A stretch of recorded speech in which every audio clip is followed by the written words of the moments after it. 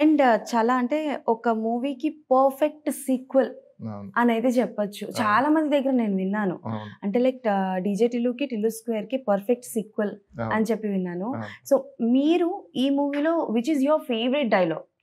My favourite డైలాగా అండి.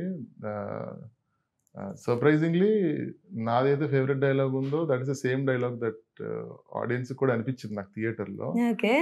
Towards the end of the second హాఫ్‌లో there is one dialogue which Tillu says that ah, ah, బాగుంది కదా అని గోకావు. అమాంతం మింగి అస్థిపంజరం తుపుక్కని విండులోంచి ఊరుతది ఏమనుకున్నావో. ఓకే.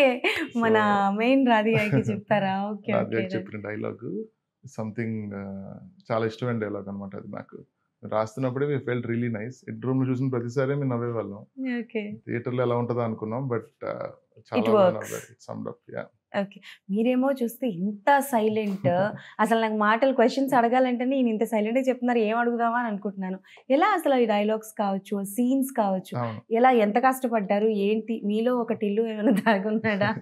అంటే నాకు కామెడీ చాలా ఇష్టం అండి చిన్నప్పటి నుంచి. It's okay. One of my favourite genres. And ఆ కాంబినేషన్ అండి. సిద్దు అంత ఎక్సెంట్రిక్‌గా ఉంటూ, నేనంత కామ్‌గా ఉంటాం. What is the right balance for the project అని అనుకుంటామండి ఎప్పుడు. ఎందుకంటే ఓకే. నేను వేరే విషయాల గురించి వరీ అవుతాను. సిద్దు డైలాగ్స్ ఇలా విషయాల మీద తను వరీ అవుతాడు. So, okay. ఆ ఇద్దరు ఒక హస్బాండ్ అండ్ వైఫ్ టైప్‌లో we find a balance in making this project work అన్నమాట. Okay. That's how a project is done.